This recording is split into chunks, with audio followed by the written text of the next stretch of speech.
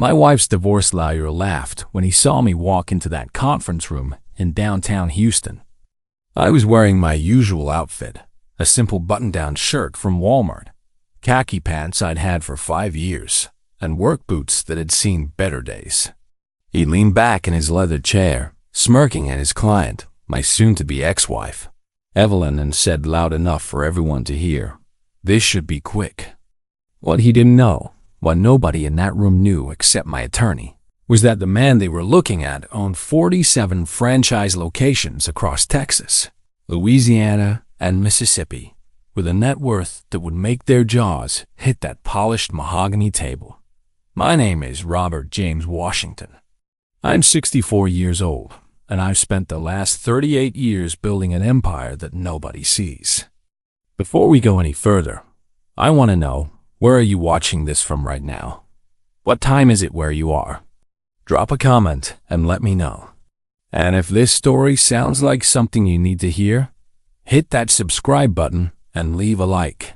Trust me, you'll want to stay until the end of this one. Let me take you back to where this all started, because you need to understand who I was before everything fell apart. I grew up in the 5th Ward of Houston, a neighborhood where you learned early that survival meant being smart, not flashy. My mama, Constance Washington, worked 2 jobs, one as a nurse's aide at Bentab Hospital and another cleaning offices downtown. My father left when I was 7, and I never saw him again. Mama raised me and my 2 sisters in a small house on Lyons Avenue, and she had one rule that she drilled into my head from the time I could walk. "Robert, quiet money lasts longer than loud money." I graduated from Jack Yates High School in 1979, and while some of my friends went off to college, I knew that wasn't my path. I had to work. I started at a Burger King on Scott Street, making $3.10 an hour, flipping burgers and mopping floors. But I watched everything. I watched how the managers handled inventory, how they scheduled staff, how they dealt with suppliers. I watched the owners when they came in, how they looked at numbers, how they made decisions. By the time I was 22, I was an assistant manager. By 25, I was running the whole store. In 1989, when I was 27 years old, I did something that everyone told me was crazy. I took out a loan for $98,000 and bought my first franchise at Popeyes, Louisiana Kitchen on the South Loop. My mama nearly had a heart attack when I told her. My friends said I was insane. But I had watched, I had learned, and I knew I could make it work. That first year, I cleared $42,000 in profit after paying back my loan installments. The second year, $67,000. By year 3, I bought my second location on MLK Boulevard. I met Evelyn Moore in 1993 at Wheeler Avenue Baptist Church. She was 32, I was 31, and she had a smile that could light up a room. She worked as a receptionist at a dental office and lived in a nice apartment in Milan. We dated for 2 years, and I fell completely in love with her. She knew I owned a couple of Popeyes franchises, but I never told her the full extent of what I was building. Call it my mama's wisdom or call it caution, but something in me kept that information close. We got married in June of 1995 at Wheeler Avenue Baptist. It was a beautiful ceremony, about 150 people, and Reverend Harvey officiated. We moved into a modest 3-bedroom house in Sunnyside that I bought for $89,000. Nothing fancy. Evelyn wanted to move to Sugar Land or Pearland, somewhere with newer houses and better shopping, but I told her we needed to be smart with money. She wasn't happy about it, but she agreed. Here's what Evelyn didn't know, and what I never told her. By the time we got married, I owned 6 franchise locations. By our 5th anniversary in 2000, I owned 14. By our 10th anniversary, 23. And by last year, 2025, when she decided she wanted out, I owned 47 franchise locations across 3 states: 8 Popeyes, 15 Church's Chicken, 10 Wingstop, and 4 Raising Cane's. My annual income before taxes was running at approximately $2,300,000. I had $4,670,000 in business accounts at JP Morgan Chase, another $1,200,000 in my personal savings at Wells Fargo, and real estate holdings worth approximately $3 million. But I still lived in that same house in Sunnyside. I still drove a 2015 Ford F-15 that I'd bought used. I still wore simple clothes and ate at home most nights. Evelyn thought we were scraping by, maybe clearing $70,000 or $80,000 a year. She thought I was just a man who owned a couple of chicken restaurants and was too cautious to take risks. And I let her think that. Why? Because over the years, I watched her change. The woman I married, who talked about building a life together and supporting each other, slowly became someone who talked more about what other people had. Her friend Denise bought a house in Missouri City. Why couldn't we? Her cousin got a new Mercedes. Why was I still driving that old truck? Her coworker went to Cancun for vacation. Why did we only go to Galveston? I tried to explain that we were being wise, building for the future, making sure we had security. But the conversations got more bitter. By 2020, we were barely talking. By 2023, we were living like roommates. And then, in March of 2024, something changed. Evelyn started dressing differently. She bought new clothes, got her hair done more often, started going out with friends more nights than she stayed home. She said she needed space, needed to find herself, needed to feel alive again.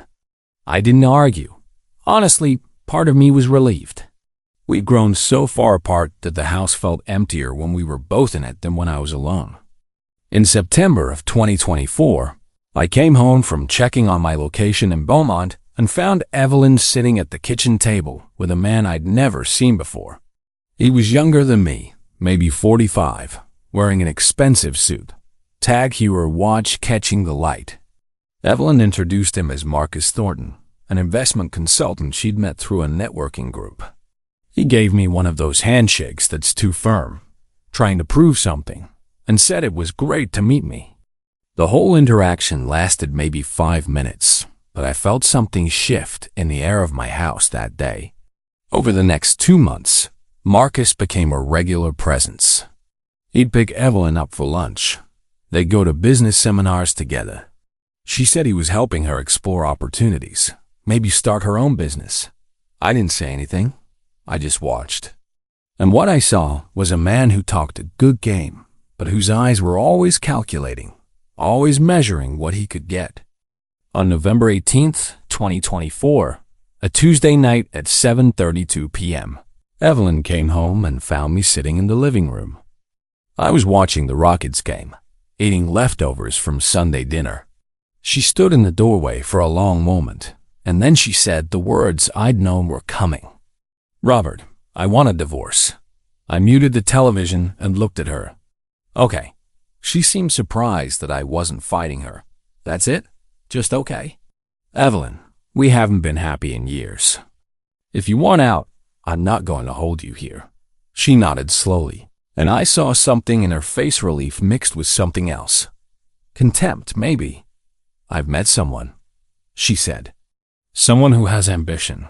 Someone who wants more out of life than just getting by. Marcus." "Yes, Marcus. He's successful, Robert. He's going places. He's not content to just stay in the same place forever." I nodded. "I hope he makes you happy."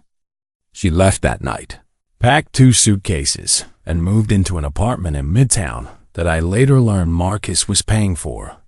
Well, I say paying for, but as I would soon discover, Marcus wasn't paying for much of anything. The next morning, I called my attorney, Gerald Brooks. Gerald and I went back 30 years. We'd grown up 3 blocks apart in Fifth Ward, went to Yates together, and he'd become one of the best family law attorneys in Houston. He had an office on Louisiana Street downtown, and when I walked in that Wednesday morning, he took one look at my face and poured us both coffee. "She finally did it?" he asked. "Last night. How you feeling?" "Honestly, Gerald, Relieved. We've been done for a long time. Gerald sat back in his chair. Robert, I've been your attorney for your business dealings for 20 years. I know what you're worth. Does Evelyn? She knows I own some chicken restaurants. She doesn't know how many or what they're worth. Gerald was quiet for a moment. That's going to come out in discovery. I know. She's going to be angry. I know that too. You ready for that fight? I looked at my oldest friend and gave him the truth. I've been preparing for this for 5 years, Gerald. I'm ready. What I didn't tell Gerald right then, what I wasn't ready to say out loud yet, was that I'd known this was coming long before November. I'd known it when Evelyn started pulling away in 2020, and I'd spent those years making sure that every single dollar I earned, every piece of property I bought, every business decision I made was documented, legal, and ironclad. I'd kept separate business accounts. I'd made sure all my franchises were purchased and operated through my LLC, Washington Food Enterprises. I'd paid myself a modest salary that went into a joint account with Evelyn's $78,000 a year, while the rest accumulated in business accounts that were mine alone. In Texas, we have community property laws. What you earn during a marriage generally belongs to both spouses.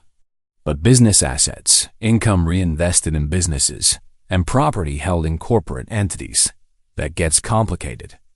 And that made sure it was complicated in exactly the right ways. Evelyn's divorce petition came through 2 weeks later, filed by an attorney named Richard Westbrook. I looked him up, big firm, glass tower on Travis Street, expensive suits, and even more expensive hourly rates. The petition asked for half of all marital assets, spousal support of $5,000 a month, and ownership of the house. Gerald read through it and shook his head. She hired Westbrook. That means she thinks there's money to get. Let her think what she wants. Robert, they're going to do discovery. They're going to request all your financial records. Then, we'll give them exactly what they request. Nothing more. Nothing less. That's when I saw Gerald smile. He'd been in this business long enough to know what I was doing. We'd provide the records they asked for, but they'd have to know what to ask for. If they asked for personal bank statements, we'd give them the joint checking account and my personal savings, about $48,000 combined. If they asked for business records, well, that would require them to know which businesses to ask about. The holidays came and went. Christmas was strange first one I'd spent alone in 30 years. I drove out to my mama's grave at Paradise North Cemetery on Christmas morning. She'd passed in 2019, and I still missed her every day. I stood there in the cold December air and told her about everything that was happening. You were right, Mama, I said to her headstone. Quiet money lasts longer. In January of 2025, the discovery process began. Westbrook's office sent over requests for financial documentation. They wanted bank statements, tax returns, employment records, investment accounts. Gerald and I went through everything carefully. We provided my personal tax returns, which showed my salary from Washington Food Enterprises $78,000 annually. We provided joint bank statements. We provided the deed to the house. But here's what they didn't ask for and what we didn't volunteer. Complete corporate tax returns for Washington Food Enterprises, business account statements, franchise agreements, or property holdings under the business name. They assumed I was an employee who owned maybe 2 or 3 franchise locations. They didn't know to dig deeper. February came, and I got word through Gerald that Evelyn and Marcus were living together in that Midtown apartment. Mutual friends told me they'd been seen at expensive restaurants, Brennan's, Vic and Anthony's, Tavis Bros, Steakhouse. Marcus was apparently telling everyone he was about to close a major investment deal, something about cryptocurrency and blockchain technology. He drove a leased BMW 740i and wore Armani suits. I ran into Evelyn's friend Denise at the Kroger on Alameda in late February. She couldn't help herself. She had to gloat a little bit. Evelyn's so happy now, Robert. Marcus treats her like a queen. Takes her to nice places, buys her nice things. She said she feels like she wasted 30 years settling. I just nodded and smiled. I'm glad she's happy, Denise. Don't you feel bad? Knowing she's with someone so much more successful? I feel fine, I said. I sleep real well at night. Denise gave me this pitying look, like I was some sad old man who didn't understand what he'd lost. She had no idea. March brought the first mediation attempt. We met at a conference room in Westbrook's office building. Evelyn showed up in a new outfit, designer bag on her arm. Marcus waiting down in the lobby. She wouldn't even look at me. Westbrook laid out their position. Evelyn wanted the house, which was now paid off and worth approximately $240,000. She wanted half my retirement account, which had about $112,000 in it. And she wanted spousal support of $5,000 a month for 10 years. Gerald countered. Evelyn could have the house.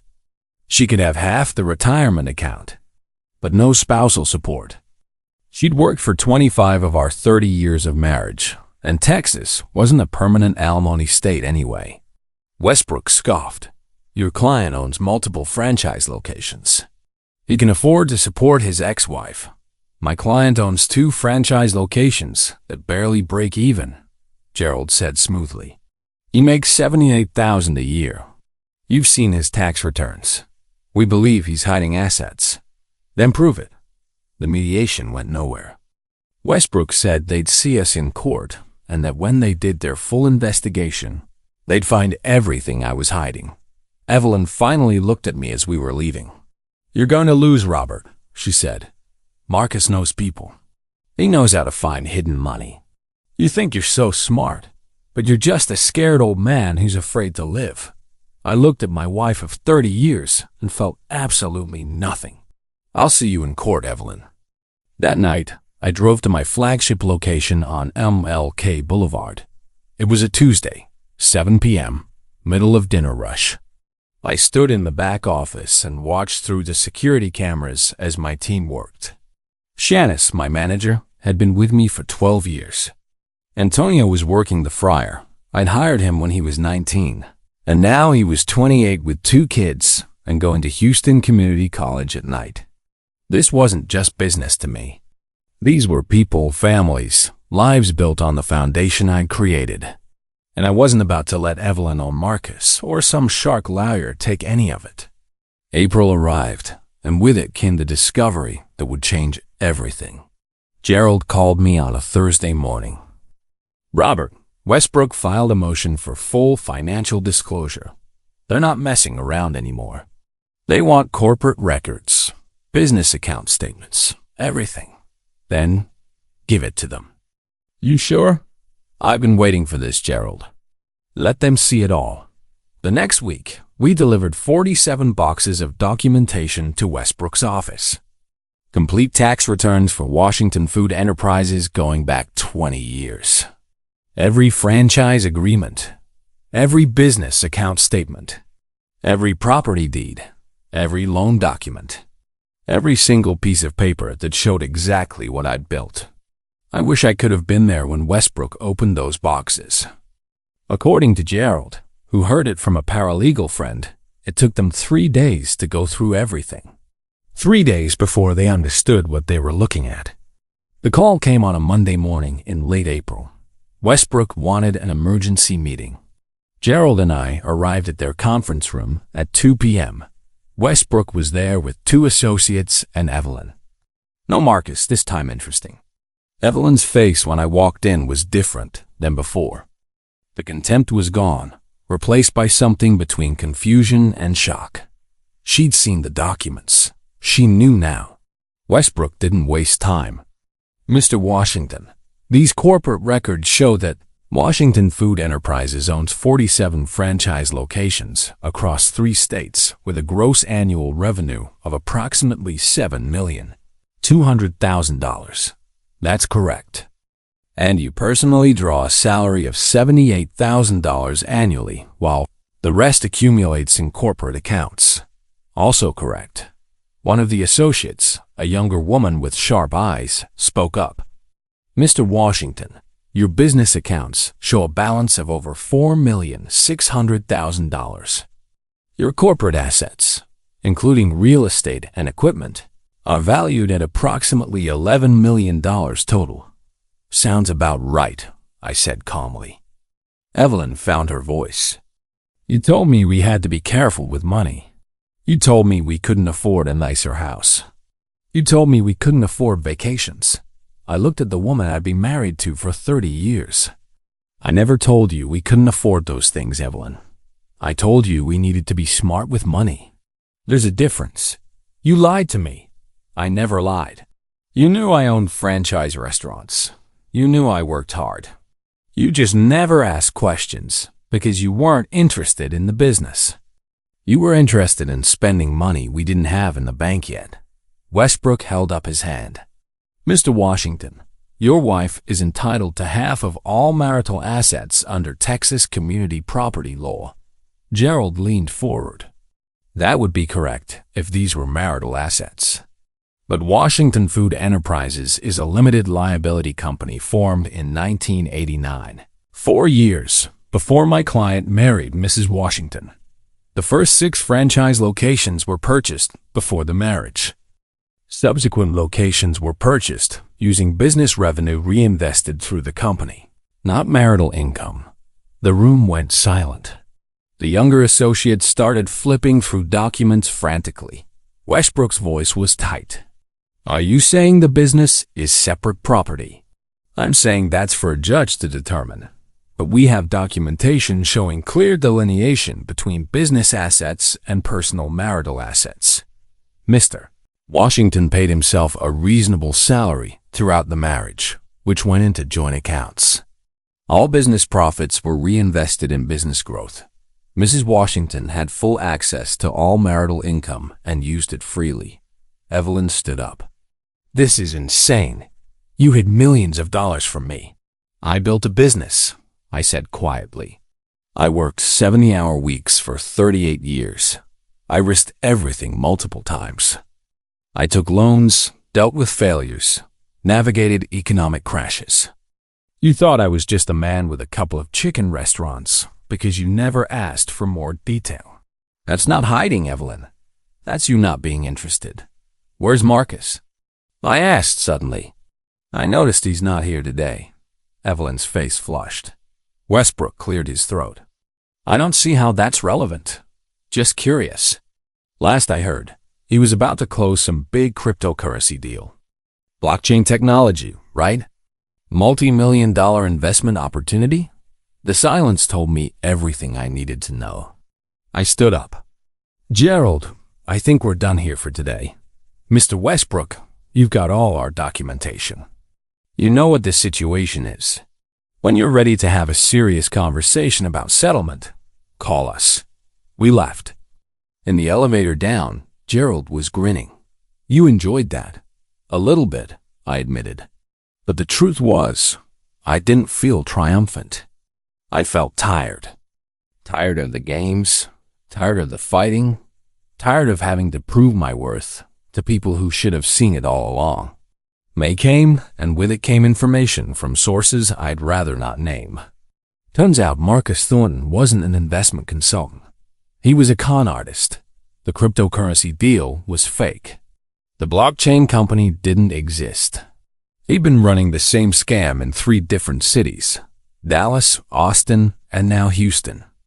He'd convinced at least 15 people to invest in his fake company, taking deposits ranging from $10,000 to $50,000. Total take, about $430,000. And the BMW? Leased under a company name that was about to default. The Armani suits?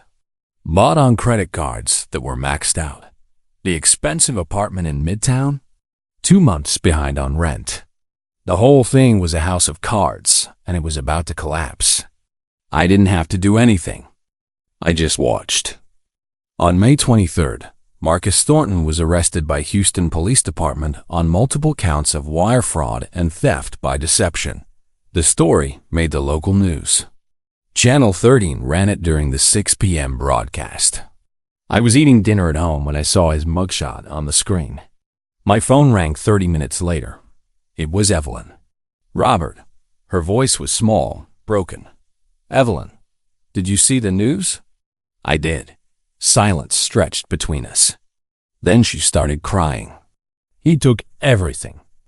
I gave him $12,000 for the investment. He said it would triple in 6 months. He said we'd buy a house together, get married, travel the world." I didn't say anything. What was there to say? "I'm so stupid," she sobbed. "I left you for a con artist. I left a good man who worked hard and built something real for a man who had nothing but lies." "Where are you now?" I asked. "That apartment in Midtown. But the landlord is evicting me because Marcus hasn't paid rent. I don't have anywhere to go, Robert. I used most of my savings on clothes and things Marcus said I needed to fit into his world. Part of me wanted to hang up. Part of me wanted to let her figure it out on her own. But I heard my mama's voice in my head. "Robert, you can be right and you can be righteous, but you can't always be both at the same time. The house is empty," I said. "I'm still living there. You can stay in the guest room until you figure things out. But Evelyn, we're still getting divorced." "This doesn't change that." "I know," she whispered. "Thank you." She moved back in 2 days later with the same 2 suitcases she'd left with. Most of the clothes Marcus had encouraged her to buy were gone sold to try to make rent. She looked smaller somehow, diminished. We existed in careful politeness. I left for work early, came home late. She stayed in the guest room, started job hunting. The woman who'd wanted designer bags and expensive vacations was back to clipping coupons. The court date was set for July 15th. Gerald prepared our case, and honestly, it wasn't complicated.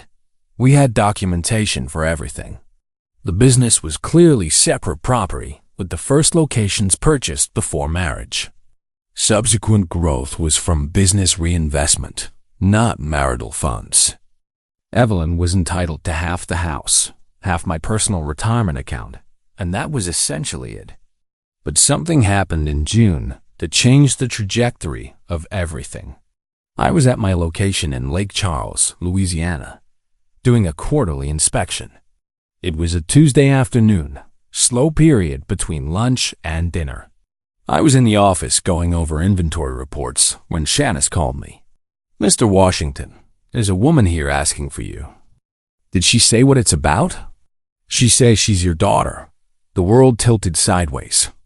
I walked out to the dining area, and standing by the counter was a young woman, maybe 25 years old, with my mother's eyes and my father's nose and skin a shade darker than mine.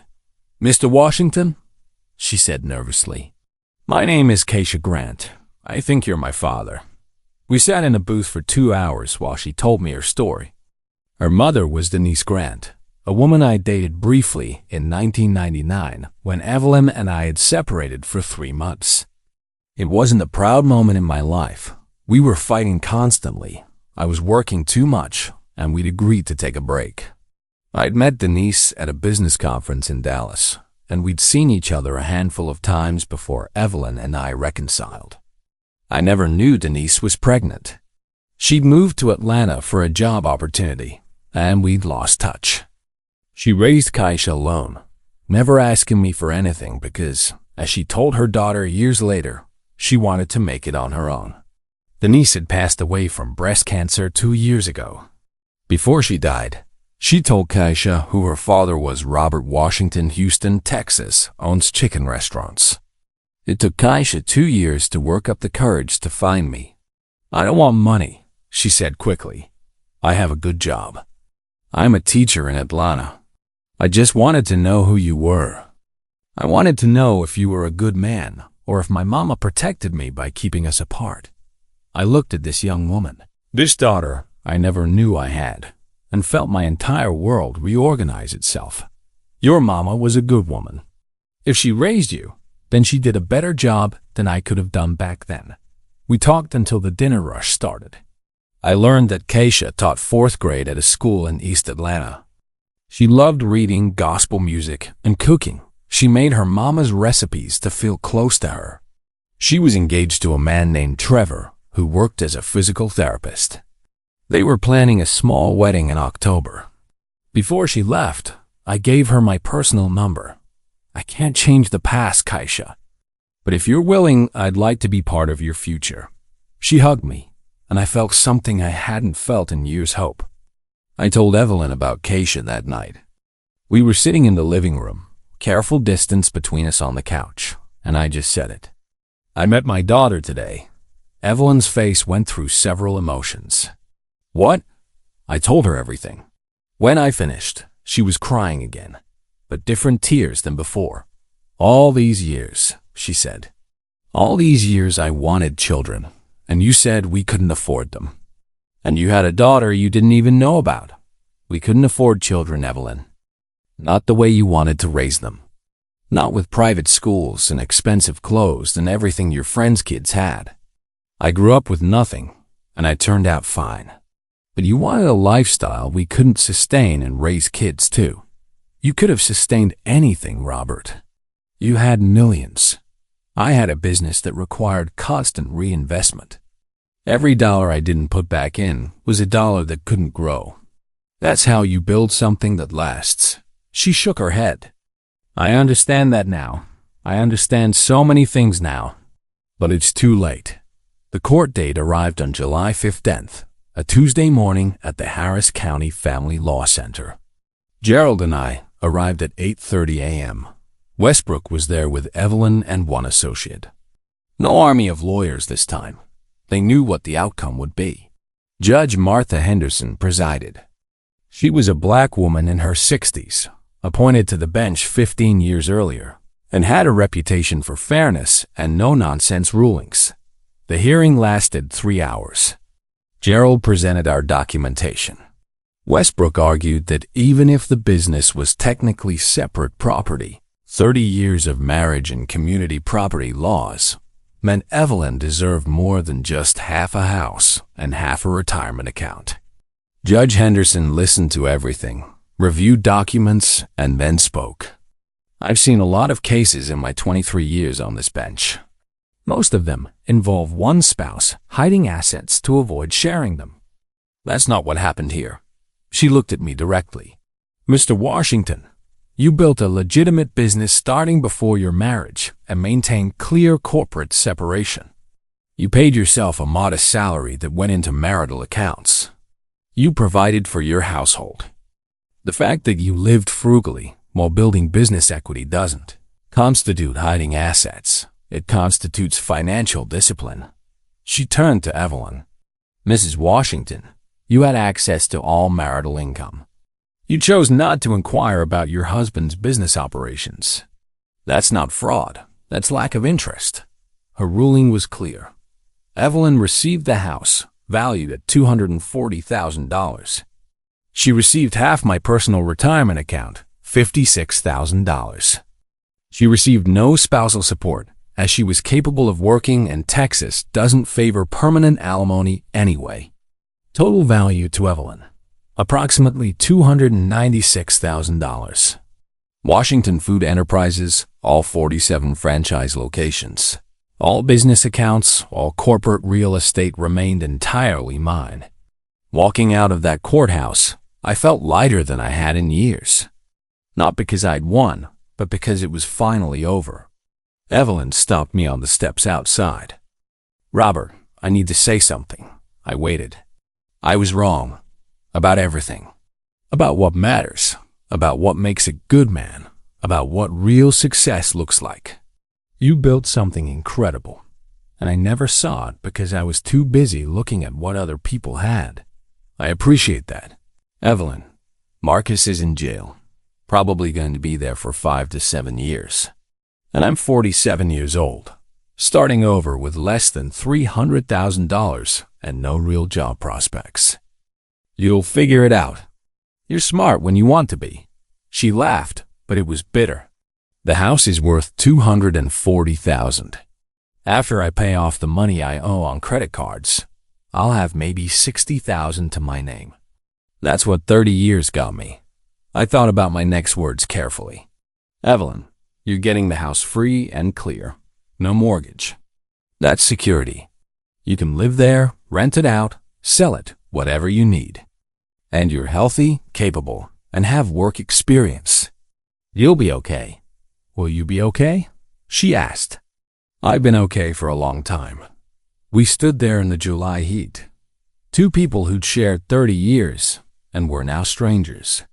Then she did something unexpected. She smiled. A real smile. Maybe the first genuine one I'd seen from her in years. You know what's funny? All those times I complained about you not taking risks, not being ambitious enough, not wanting more. You were taking risks I couldn't even imagine. You were more ambitious than anyone I knew. And you wanted more. You just wanted it to be real and lasting instead of flash and show. My mama taught me that. Your mama was a wise woman. I wish I'd listened to her more. We said goodbye on those courthouse steps. No dramatic scenes, no anger left to burn. Just two people who'd chosen different paths and were finally free to walk them. 3 months later, in October, I flew to Atlanta for Kaisha's wedding. It was a small ceremony at a beautiful church in East Atlanta, about 80 people. She asked me to walk her down the aisle since her mama couldn't be there. I wore my best suit. I actually bought a new one for the occasion, and when I took her arm and we walked toward Trevor, I felt my eyes sting with tears I didn't know I had. At the reception, Kaisha introduced me to everyone. This is my father, Robert Washington. He owns 47 franchise locations across 3 states, and he's the hardest working man I know. People wanted to talk business, investments, expansion strategies. But what I remember most was Kaisha's toast during dinner. My mama raised me to believe that real wealth isn't what you show, it's what you build. She said the best kind of success is the kind that doesn't need to announce itself because it's too busy creating value. I didn't understand what she meant until I met my father. He built an empire that nobody sees because he's too busy making sure it serves the people who work for him and the communities he's part of. That's legacy. That's what I want to build in my own life. I called Gerald the next week. I want to set up a trust fund for Kaisha, $200,000. And I want to make her a part owner in Washington Food Enterprises when I pass 20%, with the other 80 going to establish scholarships for kids from Fifth Ward who want to start their own businesses. Gerald was quiet for a moment. Robert, that's a beautiful thing you're doing. It's what my mama would have wanted. Now, sitting here at 64 years old, I think about everything that happened. Evelyn sold the house in November for $260,000. She moved to an apartment in Pearland and got a job as an office manager at a law firm. We're cordial when we run into each other, but we don't speak otherwise. Marcus Thornton is serving 6 years in federal prison for wire fraud. 17 victims testified against him, and the judge showed no mercy. Kaisha visits Houston twice a year, and I fly to Atlanta for holidays. She's teaching me to be a father at 64, and I'm teaching her the business in case she ever wants to be part of it. My 47 locations are still running strong. We employ over 800 people total, most of them making $15 to $18 an hour with benefits. I know every store manager by name. I know whose kids are in college, whose parents are sick, whose dreams are still waiting to be chased. The lesson I learned through all of this isn't complicated. Quiet money lasts longer than loud money. Real wealth isn't about impressing people. It's about building something that outlasts you. Dignity is choosing not to humiliate someone, even when you could. And karma isn't something you inflict on people. It's just a natural consequence of their own choices. Evelyn wanted flash and excitement, so she chose a man who was all surface with nothing underneath. She got exactly what she was looking for, and it cost her everything real she had. I didn't destroy her. I didn't take revenge. I just revealed the truth, and the truth did the rest. Marcus wanted easy money and people to fool, so he built his entire life on lies. He didn't need me to bring him down. His own choices did that. And me? I wanted to build something that mattered, something that would last, something that employed people and served communities and honored my mama's memory. I got exactly what I worked for.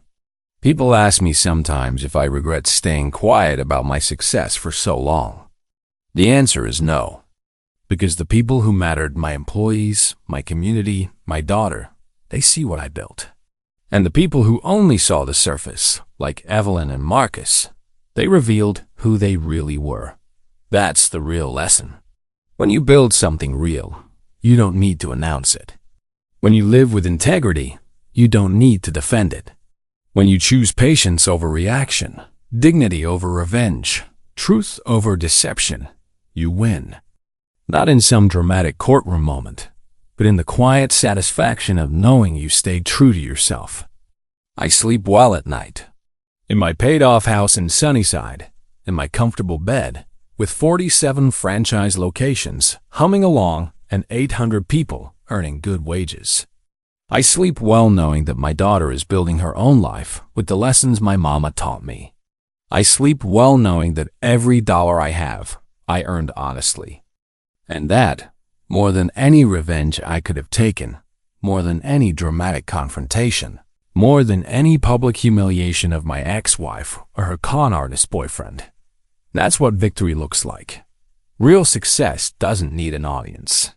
It just needs to be real. Thank you for staying with me through this story. If it meant something to you, hit that like button and subscribe to hear more stories like this. Drop a comment and let me know what you thought. And remember, quiet money lasts longer. Build something real, stay true to yourself, and let karma handle the rest.